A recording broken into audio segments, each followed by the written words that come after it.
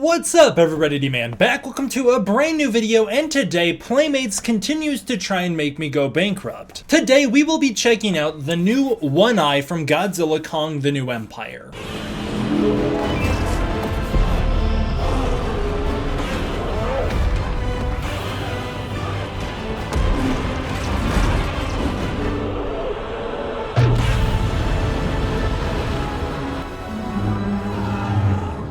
That's right, it's time for another GXK Playmates unboxing video. Honestly, it's like every time I kind of get to the point where I'm like, do I own all the ones that I really want? There's still a couple out there, like, I really want the 6-inch Mothra. That one for sure I want. There's a couple out there that I'm like, if I see that one, I'm gonna grab it. But every time I'm like, I think I own them all. I think I own all the ones that I'm gonna collect. I'll stumble across the One-Eye and be like, well, I didn't even know they were making that one. And so then I have to get it, and I have to figure out what's up with it, and I have to check him out. I love when they do unique characters in particular. You know, when they do another variant of Godzilla and Kong, it's not as exciting as when they do something like this. So this is pretty cool. Also, whoever attacked my packaging before I bought this thing, thank you for doing it right. Somebody opened up the packaging, took the bone out of the box, and put it in the hand of One-Eye. So at the very least, he has it, and it's not like it's gone. That is also his only accessory. So it's a full set right here. It's just weird that somebody opened it, took the bone out, and then called it good. Wow, my face is overexposed.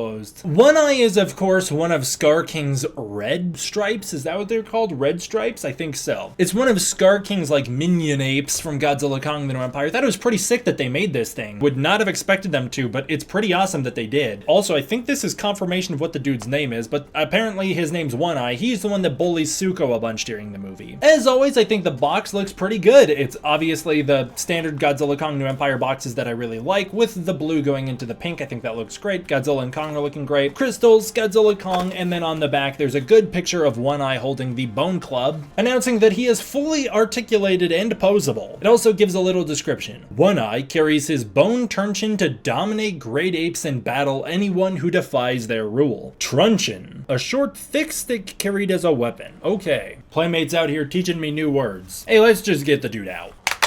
Starting out, the bone is a really soft piece of plastic. It can kind of bend and flex, but it's got really nice sculpting to it. It's clearly and unmistakably a bone. It's got a great bone shape to it. It's also got a lot of texture to it with a lot of cracks running throughout it. This is a fantastic little accessory for this character. Probably the best one you could give him. And it looks so much more like a bone than the old Kong axes used to look like from Godzilla vs. Kong. This looks so much more like a bone. They did a really good job with it. As for old One-Eye himself, let's check him out. He is a lanky figure. I like that. Look at him. He is so odd and so thin. He's got such an upper torso to him too. That's really cool. He definitely has the overall proportions of the great apes from the movie. Obviously, Skar King's apes are really deprived of nutrients, and so they're very thin and lanky, especially on their bottom half in the movie. One-Eye in particular is very top heavy and very weirdly proportioned compared to all the other great apes. But this is looking pretty good, man. This character is obviously supposed to be posed with a little hunch to him, which I really like, just like the character in the movie. And overall, I think it's actually a really solid sculpt. It doesn't capture the facial likeness to One-Eye very accurately. I don't really know what's off about it. I think it's the eyes themselves don't really look like One-Eye's from the movies, but overall, they actually have done a really admirable attempt at capturing this character's design. He does have a pretty gnarly looking face where he looks just kind of ugly and grumpy and mean looking. I really like that about it. The actual expression is pretty cool as well. It's different from the Kongs, which I really like. It's different from the Skar King, which I like. They've got good wrinkling in it as well. I love that they've given him the patchy hair on his head, where he's got hair in some areas and not in others. That looks really cool. Going into the body, they do have a very similar fur texture to what they did for Kong, but it's different than him, where it's like way more patchy than that. I love that about it. There's areas on the arm where the fur texture just doesn't cover. It just goes back to a more skin-like texture. It goes through the arm and into the hands. It's on the forearms as well. It's on his back as well. There's some patches where there's just no fur. His chest looks really good, very different and distinct from Kong and Skar King. He's got scars all over it, which look really good. He's got this nice sunken in texture under the chest, which looks really good. The fur going down the belly and into the legs looks really nice. Again, I love the patchy fur going through the legs. The feet look really good with a lot of wrinkles in them. And the hands look pretty solid too. Overall, he does have really nice proportioning to him. And And while I wouldn't say he's instantly recognizable as One-Eye from the sculpt itself, the paint job really ties that together. They actually did a really good job capturing the character from the movie through the paint. The brown they've picked might be a little too saturated for One-Eye, but I'm alright with that because it stands in starker contrast to the gray that they've picked for the chest and the open exposed areas on the front of the arms. That's looking really nice. It's also the same gray they picked for the face and the head. It's different from the yellowish white they have on the teeth as well. The hands themselves have a nice gradient from brown to gray, which looks pretty good. The gray continues then through the legs, where you can see it on the front of the legs, and into the feet, where you see a similar gradient on the feet from brown to gray. The things that really ties it together is you do have the Skar King red stripe on his chest, which while I don't think it looks exactly like the red stripe he has in the movie, it's still a good attempt at that. They did a really good job at whiting out one of the eyes while giving him actually a really solid paint job in the other eye, with not only an iris but also a pupil. He's also got really nice scratching on his face, one running down across the cheek, one running above the eye, one running from under the eye over the nose, and then one running above the eyebrow. In particular, it's the one over the nose and the one above the eye that really sell this on being One-Eye from the movie. I'm really glad they did that, as well as the fact that they have the scars on the chest, which really ties it together. As for articulation, this guy seems to feature a fairly standard range for the gorilla type characters, whether it be Kong or Skar King. His legs can kick out very far. He can really bend them in weirdly. At the knees, he can also pull them in, and the knees can spin all the way around on an independent ball joint. The thigh can spin all the way around as well. It's also got a joint so it can kick up and kick back, which is pretty cool. He has a really nice chest swivel. It allows him to rock side to side and also spin all the way around. It lets him look back a little more, where now he can have this kind of pose, and it lets him lean forward just like in the movie. The arms are really good. They can spin all the way around at the shoulder, going in a full 360. They also have a hinge so they can come out about this far. The elbows can do the same thing, spinning all the way around, as well as bending in and extending outward. They can extend out a little more than they should as well, which does give the figure more mobility. The hands as well can spin all the way around, and so can the head. The head can also look up this far and down that far. In total, there are 12 points of articulation, not counting double joints. A really solid amount of articulation for a children's toy market figure, especially in the $10 range. And one thing I really love and admire about Playmates lately is that while they have improved the quality dramatically to a point where I feel like this is where it should have been when they started, we have stayed at the same price. This is the Kong Skull Island 2017 Kong, which was released in 2019. As you can see standing off against One-Eye, he is a little taller, but man, have they really improved what they're doing over there at Playmates. So much more range of motion, a much better articulation, and an overall sculpt and aesthetic that looks much more like the character from the movie. This Kong definitely looks like the concept art for Kong Skull Island, but he doesn't really capture the aesthetic of the Kong from the film as well. While this guy doesn't nail the aesthetic of One-Eye from the movie, it's very clear that that's what it's supposed to be. And I like that over time, as Playmates has increased their quality, they are starting to be reminiscent of their legendary 2005 King Kong line, which has figures that really are so solid and stand up so well against the modern day figure market that it's really impressive what they were able to accomplish back then, and disappointing how far they fell before eventually slowly climbing back to almost reaching these heights. Suko looks nothing like Suko, but here's One-Eye standing up against Suko, obviously towering over the poor little guy, just big enough to almost beat the crap out of him before Kong steps in. Give him a little kick in the face, Suko.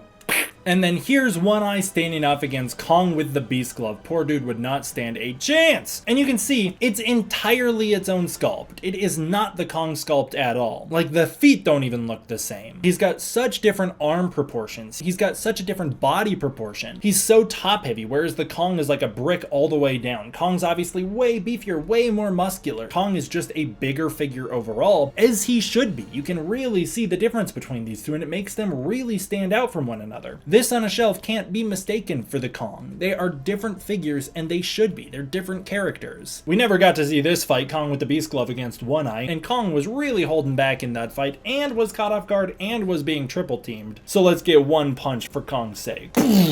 One-Eye would not stand a shot against evolved Godzilla. There they are standing off against each other. I wish Godzilla could have gone one-on-one with one of the other great apes, just to show how fast he could take one of these things down if they're not Kong. That would have been pretty awesome, but here you go. Here's the fight, looking pretty solid next to each other.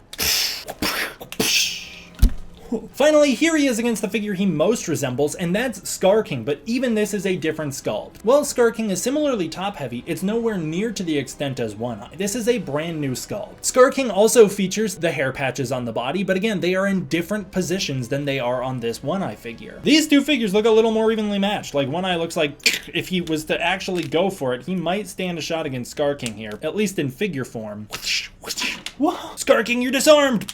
There they are standing next to each other looking pretty cool. Overall, they did a really good job with this figure. He's got a pretty good sculpt. It almost nails the aesthetic of One-Eye from the movie. While the face is a little off, it does make up for it in other areas like the paint job. While the paint job could have been a little stronger, like I think the chest mark could have been a little more clearly a handprint. He's got a cool accessory, a brand new sculpt, lots of articulation. I think this is a really cool figure. I'm happy to give this thing a 9 out of 10. It's $10. It was also a really solid price for this figure. I'm very happy with what Playmates is doing recently. Do you have the Playmates One-Eye from Godzilla Kong the New Empire? I would love to hear what your thoughts of him are down below, and what are your thoughts on the character from the movie? I thought he was a really neat secondary antagonist in the movie. Pretty cool stuff. I'm glad that they made this thing. As always, I want to give a huge thank you to my patrons over on Patreon. It is through the support of the patrons on Patreon that I'm able to continue to make videos like this for you and buy figures like this to review with you in the first place. If you want to check out the Patreon, you can use the link in the description below where you can get early access to content, access to the Discord community, and more. Thank you so much for watching. I hope you enjoyed. I will see you all next time for the next one. D-Man out.